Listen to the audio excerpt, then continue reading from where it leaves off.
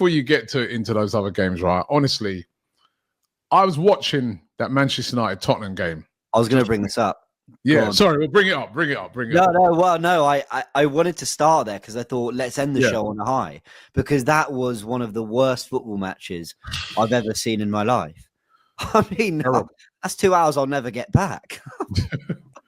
You know what, James, yeah? Watching that game, I know it's been all doom and gloom around Arsenal. I know we've all been angry at Arsenal, quite rightly so, because of not buying, not helping the team in January. We know, right? We're all angry about that. But when I think about it, right, when I see some of the moaning going on around, like, say, like, for instance, I'll see it today with United. Oh, there's nobody on the bench, they were saying. They brought on Cheeto, who, by the way, now he must be thinking about his decision that he's made to go to United, because he probably be playing at Arsenal. He came on, he didn't even touch the ball.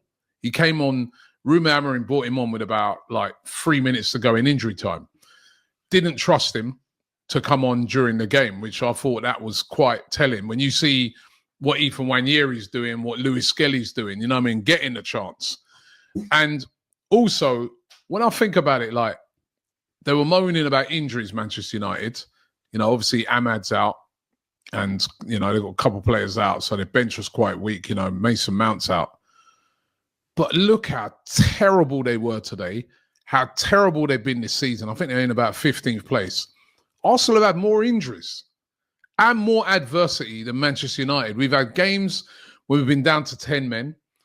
We've had injury upon injury to absolute key players, whether it be Odegaard, Ben White, Saka, Havertz, Jesus, key players. And we're still in second place in the league, and we've only lost 2 games this season. And I look at Manchester United and Tottenham. Tottenham have had horrendous injuries. That is true. But where they are, and I just think, actually, do I need to sort of reassess looking at Arsenal and say that Arteta's actually done pretty well to keep us where we are at the moment. I know I know the expectations this season is all about winning the league. It's supposed to be our year, all that blah, blah, blah.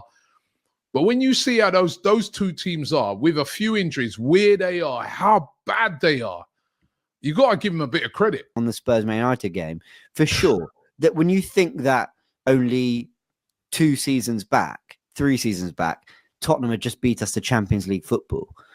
And now you look at the gulf in class. Man United finished 3rd the year we finished 2nd and challenged for the title the first time, and have actually won 2 trophies in the last 2 years under Ten Hag.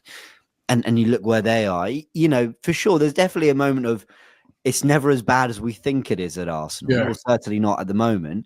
But at the same time, we also know that the standards that the squad are going for, and they've not been at those standards.